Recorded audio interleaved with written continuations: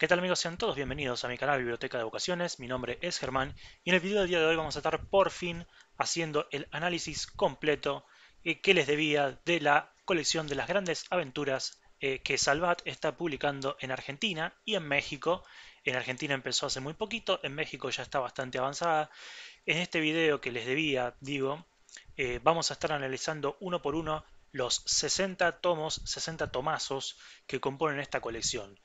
Ya hicimos el unboxing del tomo número uno, que es La Isla del Tesoro, así que todo lo que sea introducción a la colección está hecho. Para que este video no se haga muy largo, vamos a empezar ya mismo con el análisis uno por uno de los títulos y los autores. La forma en la que vamos a hacerlo es la siguiente: vamos a ir desde el número uno analizando eh, los libros, pero vamos a ir agrupándolos por autor, es decir, el número uno, que es La Isla del Tesoro de Stevenson. Bueno, seguiremos con todos los de Stevenson y así pasaremos al número 2, que es Robinson Crusoe, y así haremos el análisis y seguiremos uno por uno todos los libros.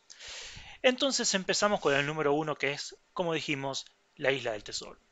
La Isla del Tesoro de Stevenson ya fue presentado en el video del unboxing y de hecho lo voy a dejar por acá para que lo puedas ver en otro momento también.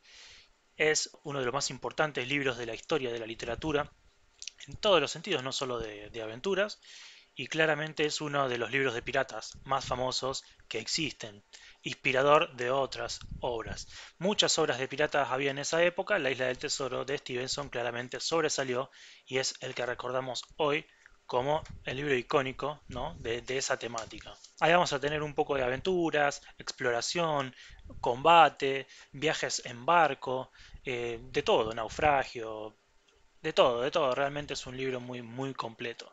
Bueno, siguiendo con Stevenson, vamos a pasar al número 11, el libro número 11 de esta colección de grandes aventuras, que es La Flecha Negra. La Flecha Negra es un libro histórico de caballería del estilo Ivanhoe, que transcurre durante las guerras de las Dos Rosas en Gran Bretaña. Eh, Más o menos como Ivanhoe, pero unos 200 años más o menos, un par de siglos después. De Stevenson hay algo que quiero decir. Era escocés, a pesar de que muchos dicen que era inglés. Está mal eso. ¿Era británico? Sí. ¿Era inglés? No. Era escocés. Británico, escocés. Ese libro, La Flecha Negra, quizás no es de los más conocidos de Stevenson, como sí es La Isla del Tesoro, pero bueno, en esta colección vamos a tener un total de 5 libros de Stevenson, ¿eh? Así que bueno, sigamos adelante ahora con el número 21, que es El extraño caso del Dr. Jekyll y el Sr. Hyde. Voy a tratar de ir rápido con la colección y no detenerme tanto, pero ya hay algo que quiero decir sobre este tomo, el número 21, uno de los libros más importantes de ciencia ficción, de monstruos, que ya analizamos en el video sobre monstruos que hicimos, en donde yo te muestro mi colección de libros de monstruos clásicos, y está por supuesto El extraño caso del Dr. Jekyll y el Sr. Hyde en ese video. No es una historia de aventuras, por eso a mí me resulta extraño que ocupe un lugar en esta colección. No porque no sea un libro que haya que comprar, de hecho es un libro muy pero muy recomendado. Después de La Isla del Tesoro es el libro más importante de Stevenson.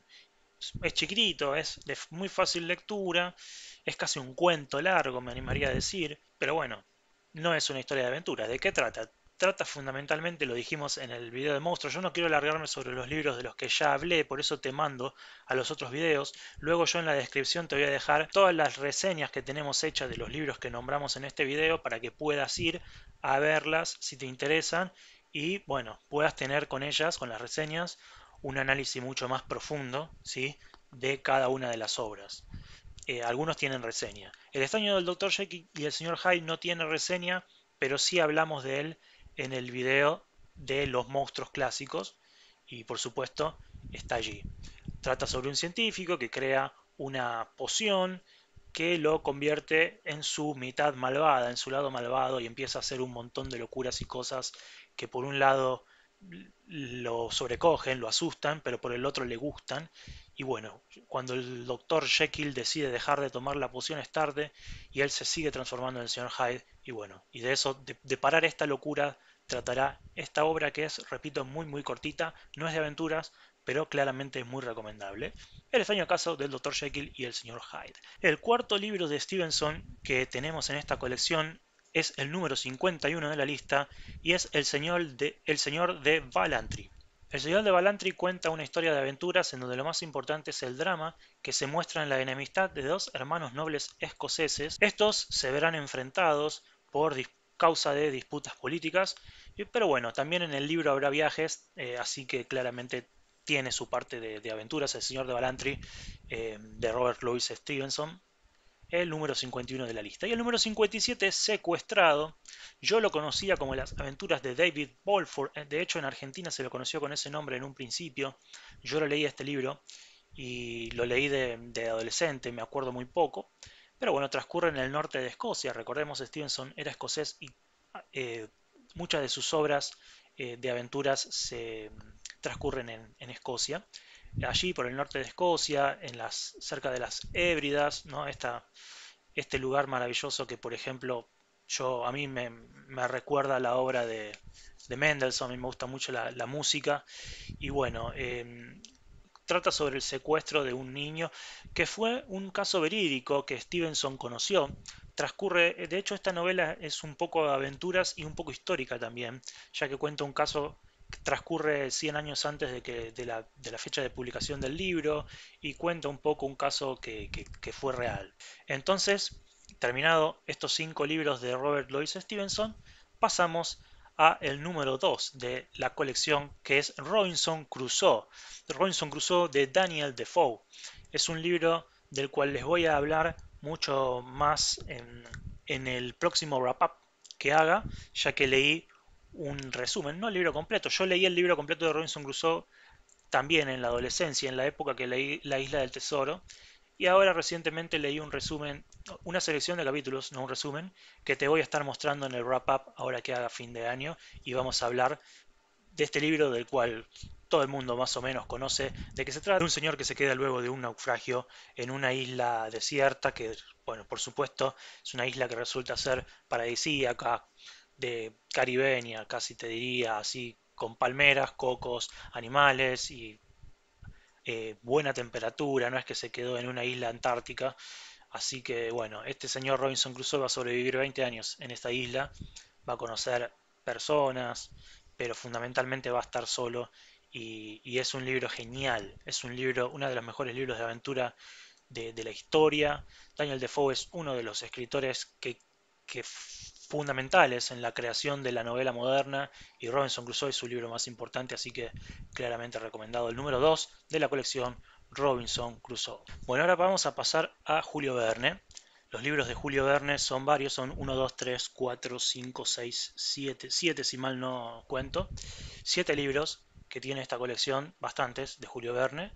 Algunos los vamos a pasar bastante rápido. Recordemos que yo tengo una lista de reproducción en donde estoy reseñando todos y cada uno de los viajes extraordinarios de Julio Verne, del primero al último, porque los estoy leyendo todos, tengo la colección que pronto te voy a contar, te voy a mostrar, perdón, en un video también.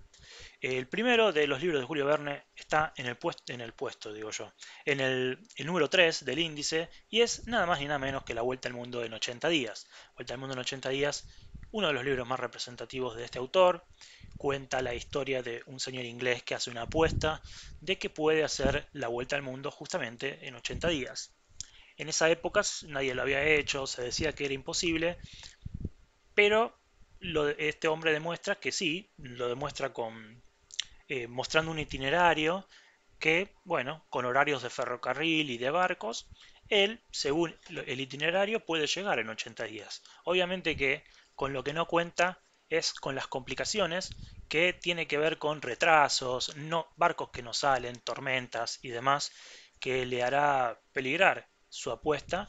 Y bueno, es un libro que tiene un final eh, con un giro muy interesante que solo los que están despiertos con el tema de la ciencia y sobre todo la geografía lo van a predecir.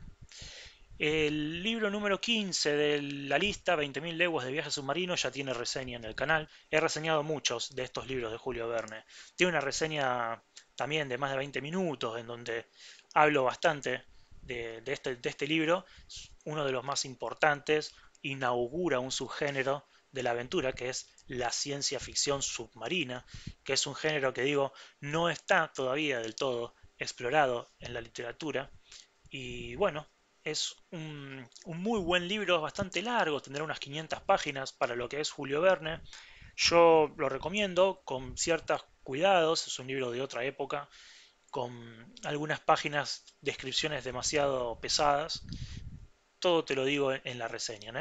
Pero la aventura en sí es buenísima, ya lo he hablado también en algunos otros videos de las 20.000 leguas de viaje submarino. Lo hablé en algún book tag, ¿eh? En algún book tag lo hablé. Trata sobre un animal que está ocasionando problemas a los barcos pesqueros.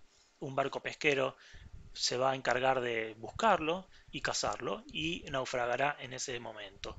Cuando naufragan, algunos de los sobrevivientes de ese naufragio serán rescatados por un submarino tripulado por el capitán Nemo, que es un ser viviente, un terrícola, una persona, que ha decidido dejar la tierra y vivir debajo del mar. Tendrá un poco de política también este libro, que es fantástico en todo lo que a aventura se refiere. El número 31 es Viaje al centro de la Tierra, es mi libro favorito de Julio Verne por ahora, no los he leído todos, pero de los que leí es mi favorito.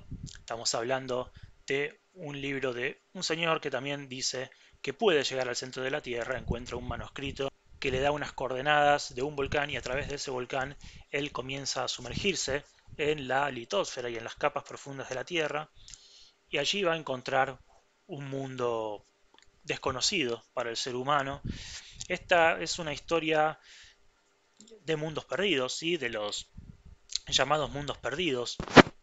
Perdón. Llamados mundos perdidos, digo, animales prehistóricos que sobreviven en las capas profundas de la Tierra, flora también, algunos hongos y algunas plantas que no tenemos en la corteza terrestre, pero que crecen bajo unas condiciones muy especiales que existen en la parte interna de la Tierra. Es un libro distinto a los de Julio Verne. En general no tiene mucho de esto. Son más de viajes y más realistas. Este es más fantástico. En realidad es ciencia ficción, porque no tiene elementos sobrenaturales, pero sí hace gama de unos recursos que quizás no se encuentran en el resto de sus obras. Por favor, anda a la reseña de Viaje al centro de la Tierra si querés un análisis más profundo de esta obra. El número 23 es Miguel Strogoff. También es uno de los libros más importantes de Julio Verne, no quizá de los más conocidos, pero un libro importante que siempre en general se lo suele nombrar. Es un gran libro que yo leí hace muchos años y tengo que volver a leer ahora que me compré la colección completa. Cuenta la historia de el correo del zar que debe cruzar toda la Siberia rusa para llevar un mensaje de advertencia acerca de una posible traición de los tártaros al imperio. El número 28 de la colección es De la Tierra a la Luna. De la Tierra a la Luna es uno de los libros más famosos de Julio Verne, pero ¿saben qué?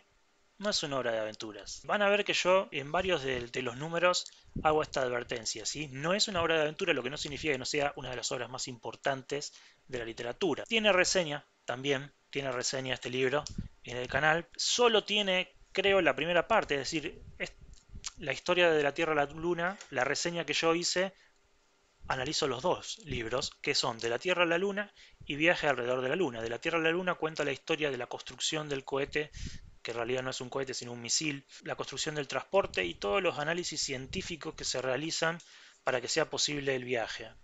Y Viaje alrededor de la Luna es la aventura propiamente dicha en la Luna. Lamentablemente, en general las colecciones suelen traer solo la primera parte, que no es la mejor para mí. Es la más importante porque hace todo el análisis Julio Verne de cómo llegar a la Luna 100 años antes de que el viaje se materialice realmente en 1969. Pero la verdad es que mi parte favorita de la obra es la segunda. Acá tiene la primera, solo la primera parte, Viaje de la Tierra a la Luna, de Julio Verne. Es un libro importantísimo. Si querés saber más del mismo, te invito a la reseña, que por cierto es uno de mis videos favoritos del canal. A mí me gusta mucho cómo quedó. Está grabado con una cámara vieja, todavía yo no dominaba bien la edición, pero la reseña en sí me gusta cómo me salió. Es una de mis mejores reseñas. 5 semanas en Globo es el número 37. 5 semanas en Globo también tiene reseña en el canal. es el número 37. No la voy a dejar por acá porque son tantas reseñas que no se pueden dejar todas en tarjetas, pero sí te la voy a dejar en la descripción uno por uno todas las reseñas. 5 semanas en globo trata sobre unos hombres que deciden atravesar el continente africano en un globo y ahí transcurren aventuras en la selva, en el desierto, porque África tiene de todo, selva, desierto, llanura. Bueno, atravesarán el África en globo en un viaje inédito para la época, para el momento. Conocerán, por ejemplo, el nacimiento del río Nilo, que si bien no se conocía, valga la redundancia, en el momento de la edición del libro, Julio Verne, a través de testimonios de de los nativos africanos, de hijos de nativos africanos viviendo en Europa, de descendientes de esclavos, va a llegar a una descripción bastante certera de lo que es el nacimiento del Nilo. Un libro fabuloso. Es el primer libro de Julio Verne, el primero de los viajes extraordinarios, y es el número 37 de esta colección. Pasamos luego al número 53, El Faro del Fin del Mundo. El Faro del Fin del Mundo es una de piratas y transcurre aquí en Argentina, en la isla de los Estados, en la provincia de Tierra del Fuego, Antártida e islas del Atlántico Sur. La isla de los Estados, el gobierno argentino decide en este libro construir un faro que sirva para ayudar a los barcos a guiarse, ya que hay muchos naufragios en ese lugar y una colonia de piratas que vive en la isla y que vive justamente de robar en esos naufragios, bueno, intentará oponerse de manera violenta y clandestina a la construcción de este faro y entrará en combate con los soldados que intentan cuidarlo. Un libro de piratas distinto también a lo que es en general Julio Verne. Bueno, con Julio Verne tenemos entonces todos estos libros que acabo de nombrar.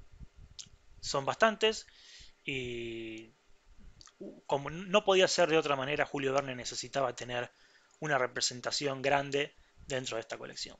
Bueno, el próximo autor del que vamos a hablar es Mark Twain y el primer libro de Mark Twain que aparece en esta colección es el número 4, que es Las aventuras de Tom Sawyer, un libro hermoso, maravilloso. La aventura de un chico bastante travieso. Es un libro sobre la humanidad. Realmente Mark Twain escribe una historia de las más lindas quizás, con protagonista adolescente que han existido. Aparecerán personajes como su tía, que ahora no me acuerdo el nombre bien, lo cría y le trata de ponerle límites, su amigo eterno, Huck Finn, su novia, que tampoco me acuerdo ahora el nombre de la novia de Tom Sawyer, no me acuerdo, pero bueno, también es un personaje. Hay un poco de romance acá, es un libro maravilloso, hay amistad, hay romance, es una historia cómico, coming of age, como se dice, de las más maravillosas que existen. También tenemos luego Las aventuras de Huck Finn, que es el número 16. El número 16, Las aventuras de Huck Finn, cuenta la historia de Huck Finn, que es en realidad una secuela de las aventuras de Tom Sawyer. No es tan lindo el libro porque no está Tom Sawyer, es solo el libro de Huck Finn. Y Huck Finn es un chico que tiene una historia triste, problemas con familiares, con su padre. Y no es una historia tan linda como la de Tom Sawyer, porque pobrecito Huck Finn no tiene una vida más triste, nada más que por eso. Es un libro también fabuloso, muy lindo, las aventuras de Huck Finn también. Tanto Tom Sawyer como Huck Finn se suelen comentar juntos porque son dos libros que comparten este personaje y en cierta forma un mundo perdido también, ¿no? Cómo era la infancia y la adolescencia hace más de un siglo. Bueno, de Mark Twain hay más libros, en el número 19, El príncipe y el mendigo, esta historia de un príncipe que se encuentra por la calle a un mendigo que es muy parecido a él, y como esto es un libro y como esto es una historia de ficción, el príncipe decide proponerle cambiar sus lugares por un tiempo. Entonces el mendigo va a ser príncipe y el príncipe va a tener vida de mendigo durante un tiempo. Mark Twain escribe también esto y es uno de sus libros más importantes también. El número 26 quizá es uno de los más difíciles de analizar. Es un yankee en la corte del rey Arturo. Un yankee en la corte del rey Arturo es una sátira en realidad, es una comedia, es un yankee, como dice el título, que viaja al eterno reino inmortal de Camelot, del siglo VI y usa sus conocimientos científicos para salvar su vida, ¿sí? Y para erigirse como una de las mentes más prodigiosas de la época. Merlín, el mago Merlín, se verá amenazado en sus fusiones y se enfrentará con él. Es una historia bastante curiosa y una muy buena historia de Mark Twain. Tenemos un libro más de Mark Twain, el número 47, Tom Sawyer Detective. Tom Sawyer Detective es también una continuación de las aventuras de Tom Sawyer. No está Huck Finn en este libro y mezcla un poco las aventuras de Tom Sawyer con el género detectivesco de la época. Recordemos, más o menos, es la época de Arthur Conan Doyle, cuando nace Sherlock Holmes y demás. Entonces, Tom Sawyer va a oficiar de detective y, bueno, investigará un poco algún caso y de eso trata este libro. Tenemos en total entonces 6 libros, no, 5 libros de Mark Twain, una representación muy pero muy importante de este genial autor norteamericano. Atención ahora, porque ahora viene Emilio Salgari. Y Emilio Salgari tiene 5 libros y es un poco complicado.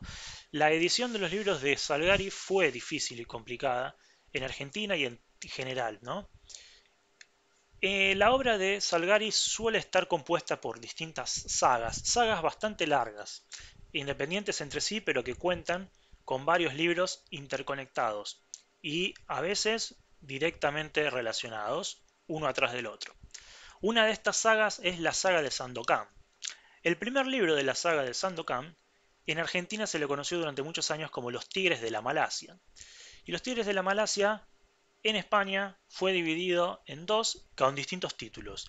Esta colección, como viene de España, la colección de Salvat viene de España, conserva los títulos españoles. Entonces, para que no haya confusión, cuento que a los argentinos que están viendo que el número 5, Los Tigres de Montprasem, y el número 20, La Última Batalla, son en realidad las dos partes en las que solía dividirse en Argentina las viejas ediciones de Los Tigres de la Malasia. Los Tigres de la Malasia es el primer libro de la saga de Sandokan, ¿eh? Es el comienzo, luego vendrán muchas aventuras más de estos piratas y yo ya hablé del libro de los Tigres de la Malasia en alguno de los wrap-ups en donde, bueno, hablo de varios libros que he leído. Bueno, cuando leí Los Tigres de la Malasia, hablé de ese libro, junto con otros, ¿no? Son las últimas lecturas que yo hago y, bueno, junto unas 10 más o menos y con esa hago un video. Así hay un video en donde hablo de este libro. Luego tenemos el número 29, El Corsario Negro. El Corsario Negro también forma parte de una de las sagas de Emilio Salgari, la saga de los Piratas del Caribe. No tiene nada que ver con la película, más que son piratas, están en el Caribe y beben mucho ron, pero no es una comedia, es una historia de aventura y mucha acción, mucha acción. El Corsario Negro es además uno de los libros más famosos de Emilio Salgari, de los más importantes, aunque en general Emilio Salgari era muy regular, ¿eh? Todas sus obras son más o menos de una calidad bastante regular. Regular quiere decir que no tiene altos altibajos, es en general muy buena. Y bueno, después tenemos el número 34 que es La venganza de Sandokan. La venganza de Sandokan es el séptimo libro de la saga de Sandokan. Es un lío, ya lo sé. Pero es imposible editar toda la obra de Salgari en esta colección. Se hace una selección y más o menos trato de decirte en qué lugar de la obra de Salgari está cada uno de estos libros. Luego tenemos el 52. El 52, El León de Damasco. Y el León de Damasco también está relacionado con otro libro de Salgari. Así como dijimos que la obra de Salgari en general está compuesta por sagas, también tiene libros independientes entre sí. Libros independientes que no tienen que ver con ningún otro. Hay un gran libro de Salgari y quizá uno de los primeros libros con protagonista mujer fuerte y feministas que se han escrito, que es El Capitán Tormenta, que cuenta la historia de una heroína guerrera fabulosa como Mulan o tipo Juana de Arco, una obra también de sus más importantes novelas. El León de Damasco, el número 52 de esta colección, es la continuación del Capitán Tormenta, vendría a ser el Capitán Tormenta 2. Como digo, la obra de Salgari es así, es un poco complicada de entender, pero bueno, espero haberme explicado bien. Hay 5 libros, Los Tigres de Montprasem y La Última Batalla, que son el primer libro de la saga de Sandokan, llamado en Argentina Los Tigres de la Malasia. La venganza de Sandokan es el séptimo libro de esa misma saga. El Corsario Negro es el primer libro de la saga Piratas del Caribe. Y El León de Damasco es la continuación directa del Capitán Tormenta. Bueno, seguimos entonces. El próximo autor es Jack London. Tenemos 3 libros de Jack London, no, 4 libros de Jack London. El número 6, Colmillo Blanco, ya tiene reseña en el canal. Hicimos la reseña, cuenta la historia de un lobo desde su nacimiento, incluso desde antes, cuenta un poco la historia de la madre, hasta, bueno, hasta que ya es un adulto muy muy grande. En general va pasando por varios amos y algunos lo tratan bien, otros lo tratan mal, en algunos los hacen trabajar, otros lo tienen como mascota y cuenta un poco toda su vida y toda su exploración. La parte más linda es la etapa de cachorro, que es cuando él va descubriendo la vida, que es la etapa salvaje, cuando todavía no tiene contacto con los seres humanos, luego tendrá contacto con los humanos y conocerá gente de todo tipo.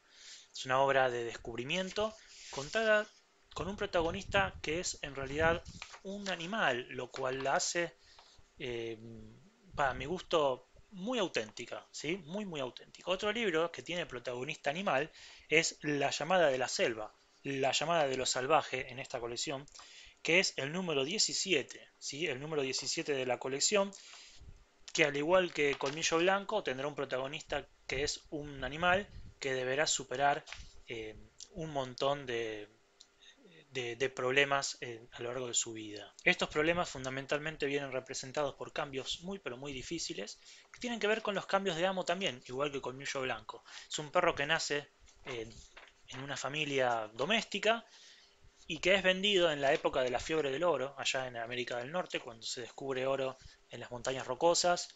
Mucha gente de todos los pueblos y ciudades viaja para allá y los perros se cotizaban a un muy buen precio y es entonces el protagonista de este libro vendido y se tiene que adaptar a esos cambios difíciles, como dije, y a veces hay un poco de violencia, hay maltrato y bueno, y hay superación de parte del animal. Es un libro triste y también una gran obra de aventura de este gran escritor, que fue Jack London. Otro libro que tiene un personaje obligado a cambiar, pero no un perro, sino un ser humano, es El Lobo de Mar, que es el número 36. El número 36 cuenta aventuras en un barco, ¿sí?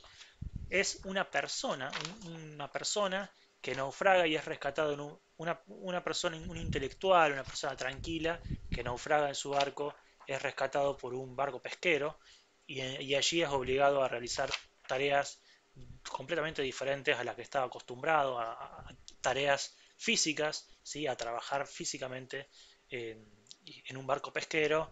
Y bueno, habrá contraste entre personajes distintos, una obra también de Jack London distinta, valga la redundancia, diferente a las dos anteriores que nombramos, Comillo Blanco y La llamada de la selva, pero también de aventura. Y otra novela de Jack London que tiene que ver también con la fiebre del oro es La Quimera de Oro, La Quimera del Oro, que es el número 42, el número 42 de la colección, ¿sí? La Quimera del Oro son cuentos, ¿sí? No es una novela, son cuentos que también transcurren en América del Norte, en este caso en Alaska. Cuenta sobre personas que son capaces de todo por su ambición, también en la época de la fiebre del oro. Vamos a pasar a Alejandro Dumas. Alejandro Dumas, uno de mis autores favoritos. Hay solo 3 libros de Alejandro Dumas. 2 son de los más importantes de la historia de la literatura. El primero es Los Tres Mosqueteros, que abarca los tomos número 7 y 8 de la colección. Es un libro largo. 7 y 8, 2 tomos ocupa. Y bueno, cuenta la historia de estos hombres, Athos, Porthos y Aramis, y D'Artagnan, que son 4 en realidad, y las aventuras que viven en la Francia de Richelieu. Es una novela histórica de Alejandro Dumas, de aventura muy pero muy muy interesante, batallas, tiene acción, tiene una fabulosa villana, Milady, de las mejores villanas que hay en la literatura de acción clásica. Y es un libro histórico, pero lo interesante para nosotros, espectadores y lectores del siglo XXI, es que podamos hacer un doble ejercicio de situación ante este tipo de novelas históricas como Los Tres Mosqueteros. Por un lado, situarnos en el periodo que transcurre la obra, digamos, la Francia de Richelieu, siglo XVII, y por el otro también la obra, el periodo en donde la obra es escrita, que es el siglo XIX. Es una obra escrita en el siglo XIX que transcurre en el siglo XVII. Ya era histórica para el momento y es hoy más histórica aún y un clásico de todos los tiempos, Los Tres Mosqueteros de Alejandro Dumas.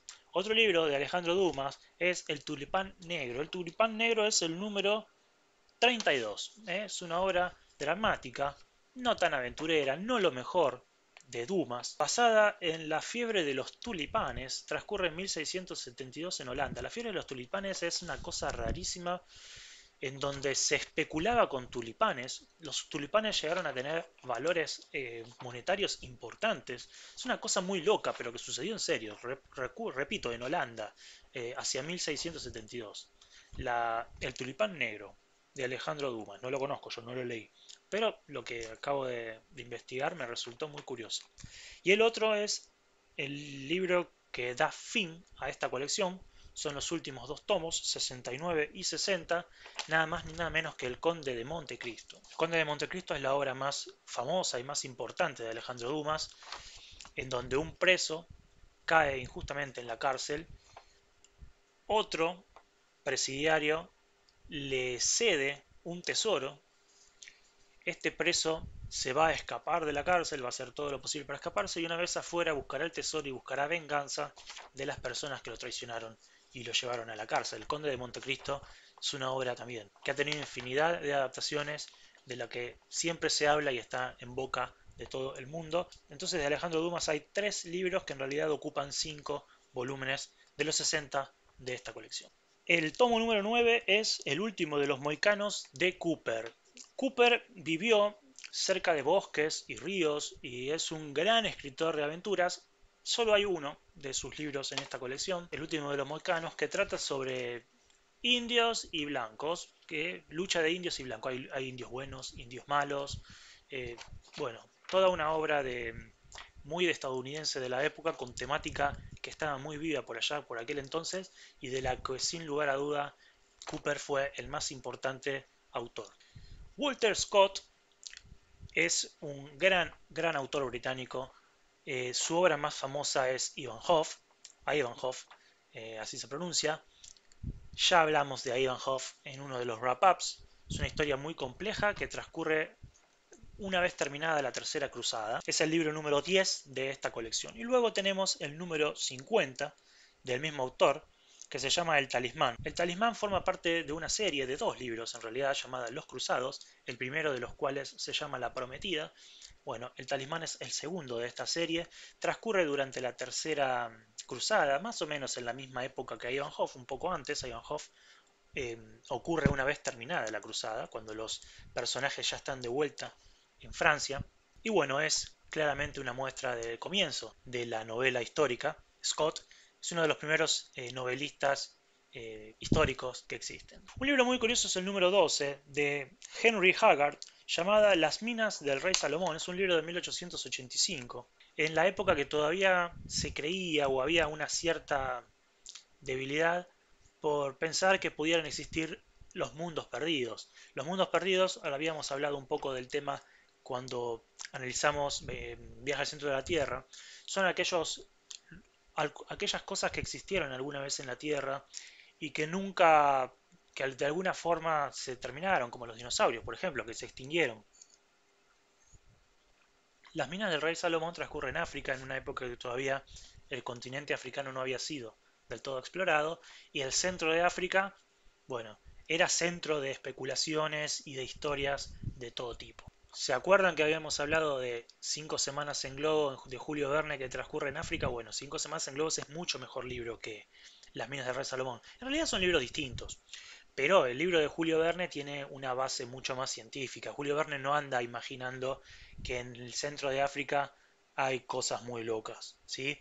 Se basa para su obra en testimonios reales de sobrevivientes de gente de África. Bueno, Haggard no lo hará, será un libro mucho más fantástico, mucho más y real, pero no por eso menos entretenido, ¿no? Es una obra también de las más importantes, de las más conocidas de las obras de aventuras clásicas. Bueno, Rudyard Kipling aparece aquí en el puesto número 3 y la tengo con el tema del puesto. He estado viendo mucho fútbol, es diciembre, es temporada de definición de los torneos, así que andaba con esa. Eh, Rudyard Kipling está representado en el número 13 de la colección El libro de la selva, que no necesita realmente presentación, en la historia de Mowgli, este niño que es criado por animales, entre animales, nada más y nada menos que en la selva, y que tuvo en la película de Disney una de sus adaptaciones, su adaptación más conocida. Realmente es una buena película de un gran libro de este autor fantástico, nacido en la India, de nacionalidad británica. Pasando del libro de la selva tenemos el número 22, que es Capitanes Intrépidos. Capitanes Intrépidos trata sobre un niño rico que es rescatado del naufragio del barco de su padre por una embarcación de pescadores que lo harán hombre, será hombre trabajando allí. En realidad, esta obra tiene una relación con la de Jack London, que habíamos hablado en el número 36, El Lobo de Mar, perdón, se me había perdido el título. Y bueno, esta obra Capitanes Intrépidos no tiene nada que ver con el libro de la selva, pero es también una obra de aventuras, claramente, de aventura hecha y derecha y sobre crecimiento personal, ¿no? Es una historia sobre también un personaje que cambia, que es obligado, un niño rico que es obligado a cambiar por algo para lo cual quizá no está preparado y tendrá que trabajar mucho para conseguirlo. De Rudyard Kipling hay un libro más que es Kim, el número 30, sobre un huérfano, cuenta, de padres irlandeses, nacido en la India, que recorrerá ese país en compañía de un místico nativo, aunque no todo es lo que parece y esconde algunas intenciones quizás que se irán descubriendo con el correr de la lectura de la novela. Este es un libro bastante largo, Kim, de Kipling. Si te interesa comprar libros gruesos y grandotes, bueno, quizá este sea una de tus elecciones. Bueno, vamos entonces a Jonathan Swift, el número 14. Por supuesto, será representado por Los viajes de Gulliver. Los viajes de Gulliver, una de las sátiras políticas más importantes que existen, pero también una novela de aventuras y de muy buenas aventuras, una novela de viajes fantásticos, completamente de fantasía, en donde se va a enfrentar con distintos países y mundos que parecen más que países, distintos universos. Uno donde todos los habitantes son muy pequeñitos y uno en donde todos los habitantes son gigantes. Y eso nos hace ver, por un lado, la vulnerabilidad de Gulliver en el país de los gigantes y el poder que puede obtener en el país de los enanos. También habrá otros viajes muy pero muy impresionantes. Recuerdo, esto no me acuerdo si era del libro, yo leí el libro hace muchísimos años y también vi la miniserie, me parece que esto es de la miniserie y no me acuerdo si está en el libro. Cuando va Gulliver al país de los intelectuales y le ofrecen la inmortalidad a cambio de la vista. El sentido de la vista en una época que no existía el sistema Braille, y Gulliver dice no, porque yo no puedo dejar de leer. Entonces no te puedo dar la vista, porque no me sirve la inmortalidad si no puedo leer. Y una de las primeras cosas que piensa cuando le ofrecen la inmortalidad es, podría leer todos los libros del mundo. Eso es lo que piensa Gulliver. Me parece un libro claramente que está entre la fantasía, política y también, por supuesto, aventura. Luego hay dos libros de Charles Dickens. Tenemos Historia de dos ciudades, que es el número 18, y el número 33, que es Oliver Twist. Esto también es curioso y hay que decirlo, ninguno de los dos es un libro de aventuras. ¿Por qué se incluye a Charles Dickens en una colección de aventuras? No lo sé. Pero la verdad es que tanto Oliver Twist como Historia de dos ciudades son obras fundamentales de la literatura universal. No te van a hacer nada leerlas y coleccionarlas, tenerlas en tu estantería. Son obras inmortales, pero no son de aventuras. Es raro de encontrarlos en una colección de aventuras propiamente dicha. Igual te voy a contar sobre estos libros, sobre todo te voy a decir alguna cosita de cada uno. Historia de dos ciudades cuenta en la época más o menos posterior a la Revolución Francesa cómo evolucionaron tanto la ciudad de París como la ciudad de Londres y las contrapone. Y en cierto sentido Dickens demuestra lo mal que está la ciudad de Londres comparado, no, perdón, lo mal que está la ciudad de París en Francia, la ciudad llena por el terror que siguió a la Revolución Francesa y comparado con Londres, que en esa época vive la época de monarquía constitucional, ¿no? El comienzo de la libertad en Inglaterra, cuando la monarquía absoluta se fue en el siglo XVII y en Inglaterra estaban construyendo su nación todavía. Y en Londres claramente se veía una prosperidad y en París se veía todos los problemas que siguieron a la Revolución Francesa, que desembocaron, bueno, en la otra República Francesa y bueno, y en un montón de momentos en donde los franceses no la pasaron nada bien. Oliver Twist, en cambio, cuenta la historia de este niño pobre, sufrido, que vive en Londres, pero en cierta forma es una historia de esperanza. ¿Sí? Oliver Twist lejos está de ser una historia triste. Y también esto podríamos verlo como una aventura, ¿no? La aventura de crecer siendo un chico pobre de la Londres de esa época. No es lo que diríamos una historia de aventuras per se, pero bueno, está incluida dentro de esta colección y te hablo de él. Luego tenemos un autor que se llama Anthony Hope y el libro número 24, que es El prisionero de Zelda.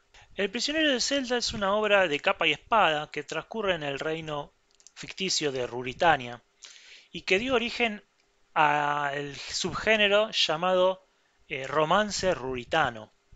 Estas historias de capa y espada que suelen transcurrir en la época en una época muy antigua en la Europa del Este.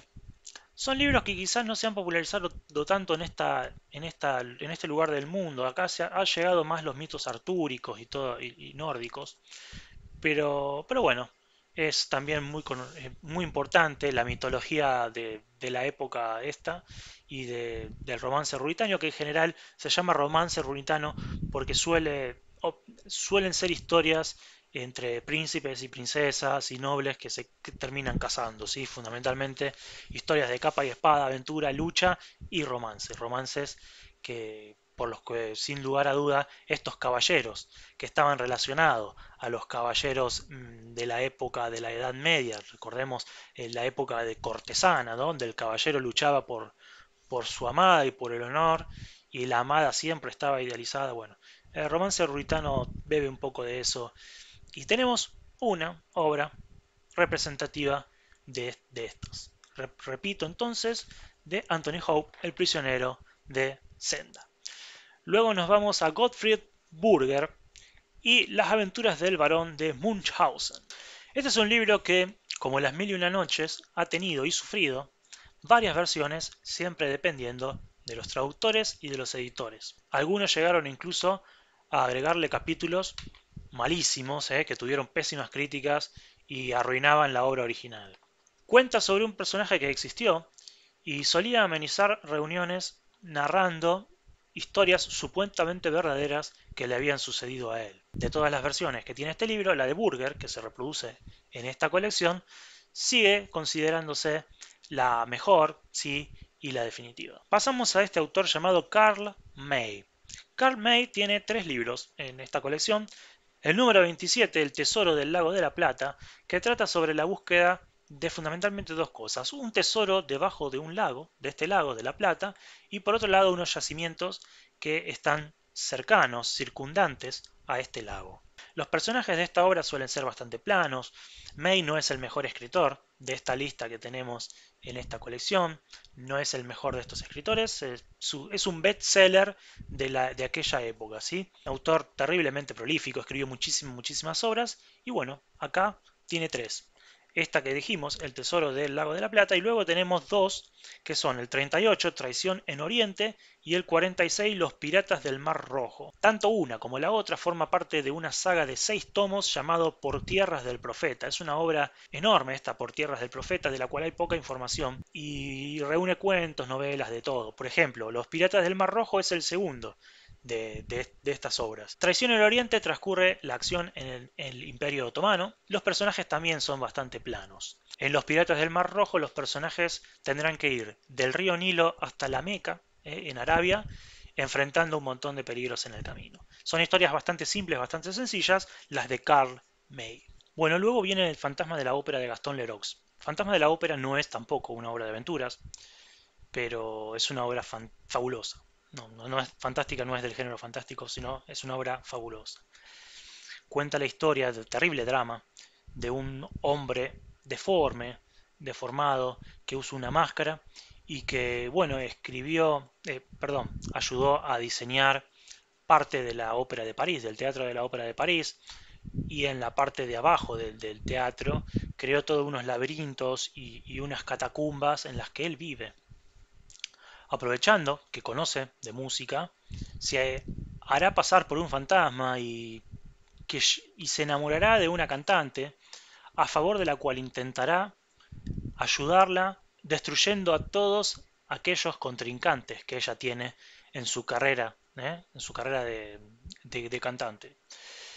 Esto le hará cometer crímenes y le hará cometer actos terriblemente violentos y en algún momento llegará a secuestrar a esta mujer que se sentirá en cierta forma atraída por el fantasma, que es un hombre muy talentoso, pero claro, cuando lo ve se da cuenta que también ocasionó un montón de problemas, habrá una terrible, terrible pelea final y nada, es un dramón, no es una obra de fantasmas ni una obra de aventuras, sino terrible, terrible drama.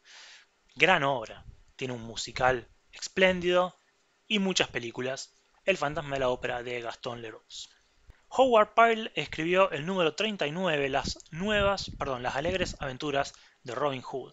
Robin Hood no necesita presentación, pero hay que decir que es un héroe anónimo. Nadie sabe en realidad quién creó a Robin Hood. Existieron poemas medievales en los que se contaban sus andanzas y sus aventuras y demás, y llega en la Edad Moderna como un personaje legendario del que se conoce poco realmente. Varias fuentes antiguas, contadas por ejemplo por juglares y demás, llevaron a que en la Edad Moderna se escribieran historias sobre Robin Hood. La más importante es esta que escribió este señor Howard Pyle, que es Las alegres aventuras de Robin Hood, que se reproduce en esta colección.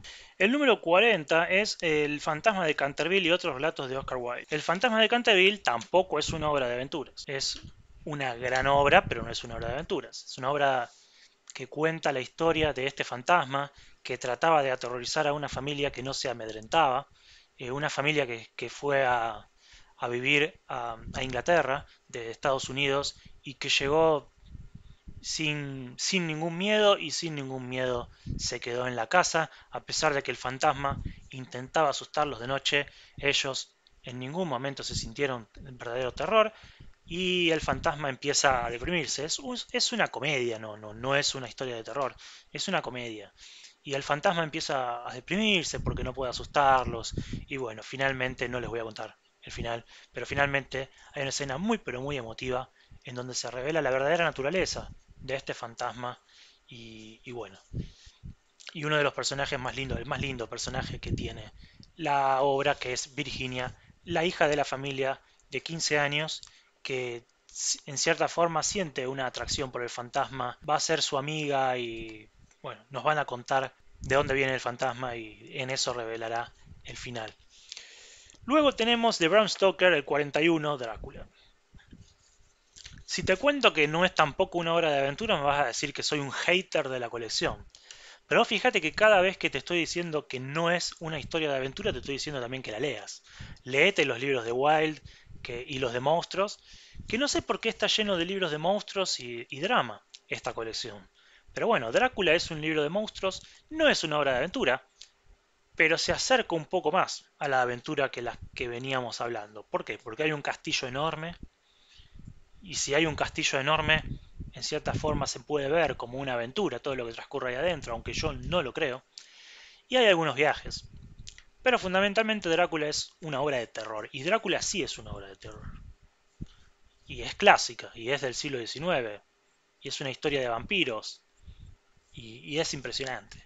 Es una obra que yo reconozco aún a los principiantes en la lectura porque es una obra muy liviana, no es pesada. Para nada.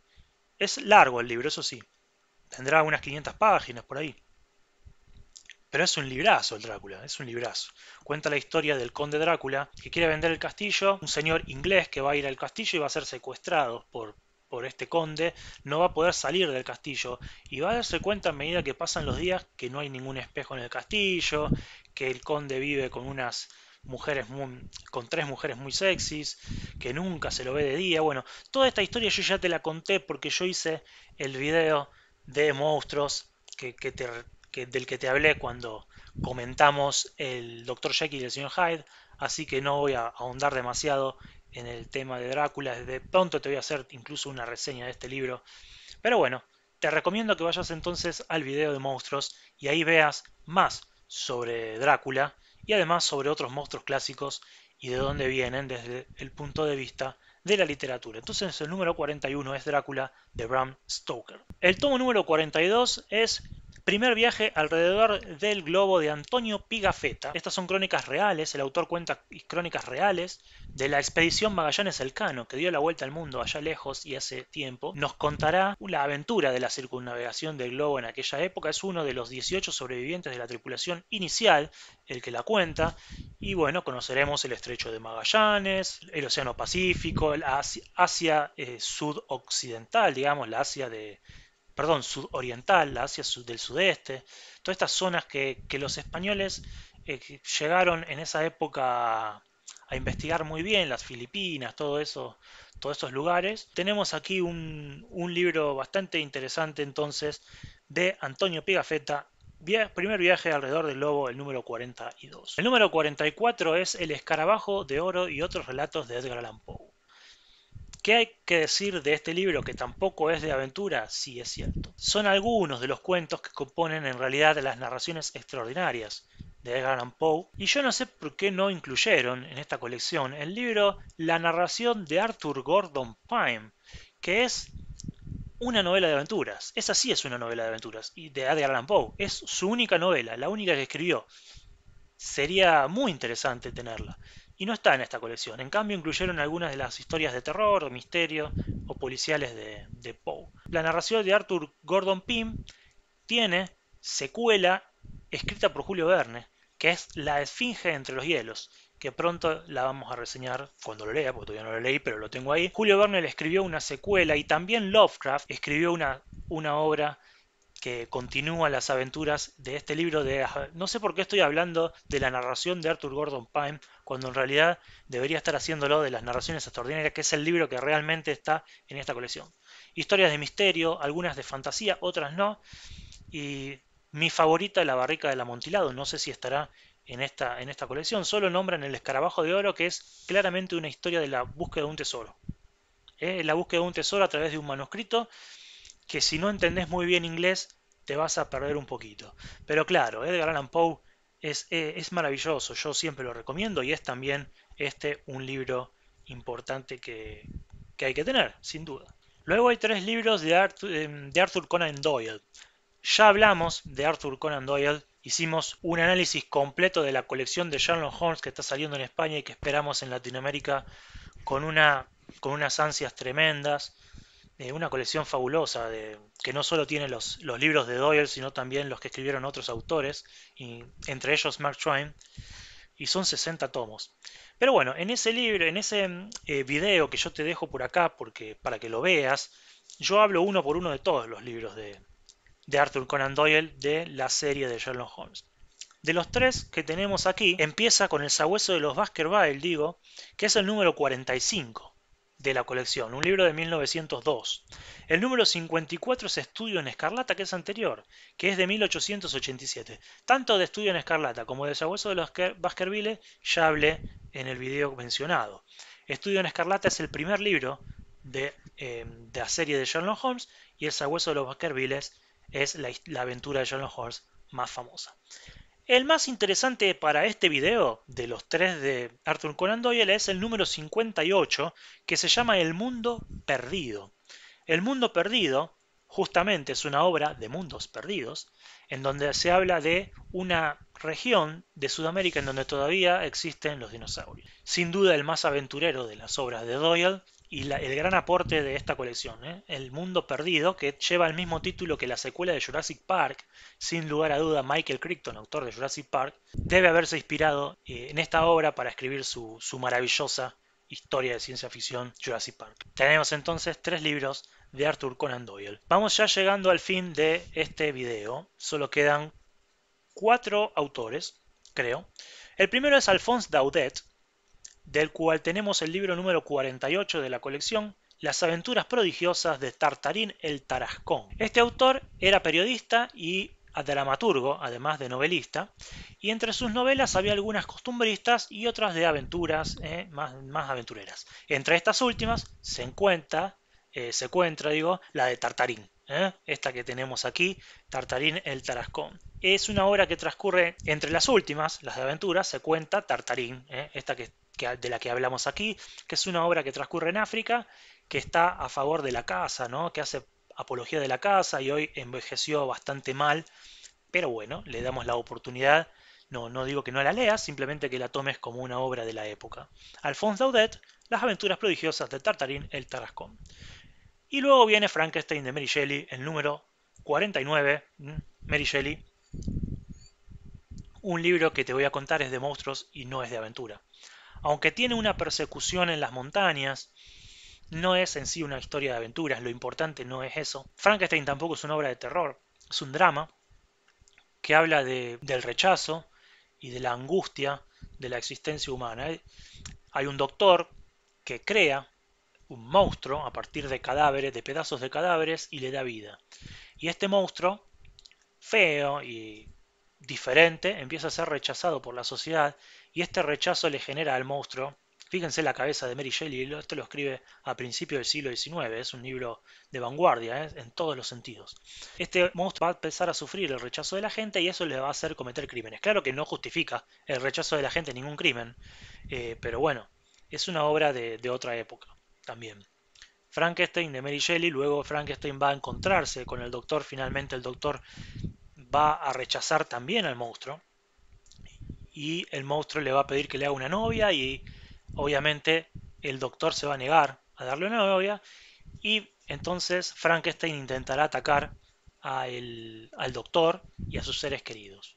Es una obra que, repito, a pesar de que tiene algo de acción y en general tiene algunos momentos que pueden llegar a darte cierta inquietud, no es una obra de terror ni de aventuras, es más bien un drama, un gran drama, gran obra, pero no de aventura.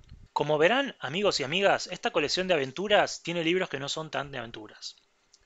Pero todos son buenos, hasta ahora los libros que no son de aventuras son mejores que muchos de los libros de aventuras que tiene la colección. Ahora viene Enriqueta Stowe y La cabaña del tío Tom. La cabaña del tío Tom es uno de los libros más tristes que vas a leer en tu vida y no es de aventura. Es la historia de un esclavo negro africano que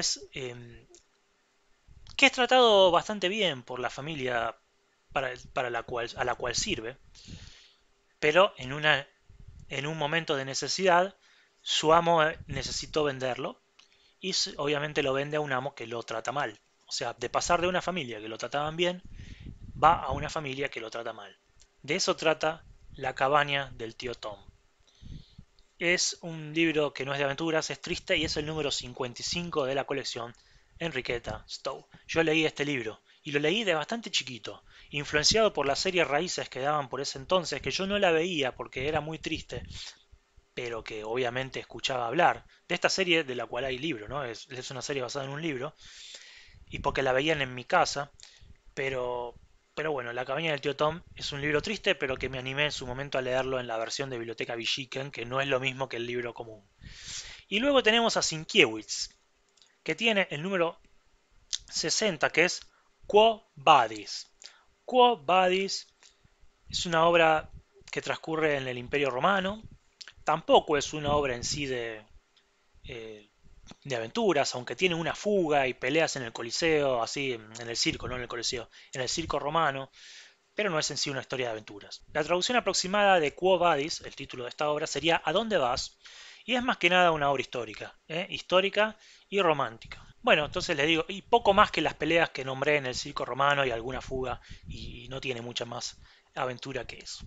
Bueno, ya hemos llegado entonces al final del análisis de la primera parte del video, que es el análisis de los 60 tomos. Tratamos de hacerlo un poco rápido para que el video no se haga tan largo. Me han dicho que son largos los videos que hice antes, pero es que cómo hablar de 60 libros tan importantes en minutos. Y a mí grabar los videos por etapas y hacer, qué sé yo, 10 videos de 6 minutos, no me gusta. No me gusta y no me gusta hacer videos de esa manera. No lo disfruto y no puedo, porque enseguida se me desconcentro. Yo ahora estoy concentrado, estoy metido y prefiero hablar una hora de esto y que salga bien. Bueno, yo anoté acá algunos libros de drama y de fantasmas que no son aventureros para hacer un repaso de los libros que quizás no son de aventuras que están en esta colección, pero que sí son interesantes. Tenemos en los libros de monstruos, tenemos tres, tenemos Drácula, Frankenstein y Mr. Hyde, y el señor Jekyll de Stevenson. Estos tres libros no son de aventura, sobre todo el señor Jekyll y el señor Hyde, que no tienen nada de aventura. Drácula tiene viajes, Frankenstein tiene esta persecución en las montañas, pero la verdad es que son tres libros clásicos muy importantes de los cuales yo te hablo en el video de los monstruos clásicos. Son tres libros que tengo ahí en la biblioteca, uno al ladito del otro, por ahí, acá, pero no son de aventuras. Y luego hay muchos libros de drama. Yo conté 6. Tenemos, por un lado, Oliver Twist y Historia de dos ciudades, de Charles Dickens. Tenemos La cabaña del tío Tom, el más triste. Tenemos el fantasma de la ópera, ese también es muy triste, pero no tanto como La cabaña del tío Tom. Tenemos Quo Vadis, ¿a dónde vas? Esta historia de romanos. Y De la Tierra a la Luna, de Julio Verne, que tampoco es de aventura, es la preparación de la aventura. Entonces son 6 libros, más los 3 de monstruos son 9. 9 libros que no son tan de aventuras. Y te voy a nombrar ahora cuáles son los imprescindibles, aquellos libros que para mí deberías comprar en el caso de no tener el dinero para adquirir la colección completa de 60 tomos. Y te doy una mala noticia, van a ser muchos. Van a ser muchos porque esta colección en general está compuesta por clásicos muy importantes. Así que rápidamente vamos a hacer el repaso. De Stevenson hay dos: La isla del tesoro y El extraño caso del Dr. Jekyll y el Sr. Hyde. Los dos son imprescindibles. Obviamente el extraño caso no es de aventuras. Si solamente te querés comprar los de aventuras, solamente adquirís La isla del tesoro de Stevenson. Es el más importante. Pero ya la verdad que si tenés la oportunidad de comprarte El extraño caso del Dr. Jekyll y el Sr. Hyde, más allá de que no sea de aventura, es una buena edición. Vale la pena, ¿eh? Es una edición buena. Después tenemos de Daniel Defoe, Robinson Crusoe. De Julio Verne casi todos, porque La vuelta al mundo en 80 días, 20.000 leguas de viaje submarino, De la Tierra a la Luna, Viaja al centro de la Tierra, 5 semanas en globo y El faro del fin del mundo, los números 3, 15, 28, 31, 37 y 53, son todos libros muy importantes. Luego vienen los de Mark Twain, y de Mark Twain tenemos Las aventuras de Tom Sawyer, Las aventuras de Huck Finn, Un yankee en la corte de Rey Arturo y El príncipe y el mendigo. Los cuatro son muy importantes. También son imprescindibles. De Salgari, anoté 3: Los tigres de Montprasem, La última batalla y El corsario negro. Recordemos, los tigres de Montprasem y La última batalla forman parte de la misma historia.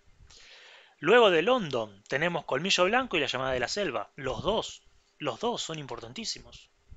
Son libros que se han hecho películas, muchísimas adaptaciones. Son libros clásicos que están en boca de todos. Todo el tiempo se está hablando de estos libros, de los más grandes libros con protagonista animal que se han escrito jamás y que no son infantiles. De Alejandro Dumas, tanto Los Tres Mosqueteros como El Conde de Montecristo, los tomos 7 y 8 para Los Tres Mosqueteros, 59 y 60 para El Conde de Montecristo. Dos historias que no te pueden faltar. El libro de Cooper, El último de los mohicanos, también quizá una de las obras de aventuras más importantes de la historia de la novela estadounidense y norteamericana. De Walter Scott e Ivan Hoff, no te puede faltar Ivan Hoff, es uno de los libros más importantes. De Henry Haggard, Las minas del rey Salomón, también, porque todo lo que sea mundos perdidos nace ahí, nace en estas obras. El concepto de mundos perdidos me pareció interesante, por eso yo lo traje a este video y les hablé de varios libros de esta colección que lo contienen, que lo tratan. De Rudyard Kipling hay dos: El libro de la selva y Capitanes Intrépidos. El número 13 de la colección y el número 22. De Swift, Los viajes de Gulliver, por supuesto. Los dos libros de Dickens, tanto Historia de dos ciudades como Oliver Twist. Los dos libros de Dickens. No son de aventura ninguno de los dos. Si te gustan las de aventura solamente, no. Pero si sos como yo, un gran lector que le gustan mucho los libros, La historia de dos ciudades y Oliver Twist son libros que no te pueden faltar en tu biblioteca. Nos vamos luego a Gastón Leroux, El fantasma de la ópera. Tampoco es de aventura, pero es un libro fabuloso. El fantasma de la ópera y Drácula, también el número 41 de Bram Stoker. Y de Oscar Wilde, El fantasma de la ópera. Fíjense ustedes, El fantasma de la ópera, El fantasma de Canterville, perdón, de Wilde y Drácula. Ninguno de aventuras, pero tres imprescindibles de monstruos. De Edgar Allan Poe, El escarabajo de oro y otros relatos. Fíjate si te podés conseguir la versión completa de las narraciones extraordinarias, que sería mejor. De Arthur Conan Doyle, El sabueso de los Baskerville, Estudio en Escarlata y El mundo perdido, los tres. Los tres, porque son los dos libros más importantes de Sherlock Holmes y el libro más importante sobre dinosaurios anterior a Jurassic Park. Fíjate si no son importantes. Luego nos vamos a Frankenstein, de Mary Shelley, que no es de aventura, pero es un imprescindible, y La cabaña del tío Tom, de Enriqueta Stowe, que también es un imprescindible a pesar de no ser de aventuras. Como digo yo, todos esos libros son los imprescindibles, son la mitad prácticamente, son muchísimos, pero no se puede recortar más, ¿sí? Después uno puede elegir, por ejemplo, si a vos no te gustan los monstruos, no te compres ninguno de los libros que dijimos son de monstruos. Si no te interesa tanto la parte dramática como Oliver Twist y de esos libros, los nombramos uno por uno, nos detuvimos en cada uno de estos libros para explicar por qué son imprescindibles y por qué son buenos, pero por qué por ahí, si solo buscas los de aventura, quizá puedas prescindir de esos tomos. No tengo mucho más para decir, no quiero que se alargue más este video, doy las gracias si has llegado hasta acá, te invito a que estés atento en el canal porque se vienen muchos videos ahora, se viene el wrap up de fin de año, el book haul del fin de año. Voy a empezar a hacer videos en vivo, voy a hacer el book haul en vivo, así que estate atento para poder comentar y chatear. Vamos a hacer en vivo el book haul para contarte los últimos libros que compré y también el wrap up con los últimos libros que leí. Se vienen varios videos, se viene el anuario con los libros más vendidos del año, libros muy malos, va a ser un video muy divertido donde vamos a hablar de libros malos y le vamos a sacar un poco de mano. Bueno, nada más, entonces me despido, espero que les haya gustado el video, si han llegado hasta acá no te olvides de darle me gusta al video y de suscribirte al canal, a mí me ayuda muchísimo si te gusta este tipo de contenido, hay varios libros, me gustan las colecciones y siempre que sale una hablo de ellas. Me despido dejándote por acá un montón de listas de reproducción para que sigas en el canal, hasta el próximo video.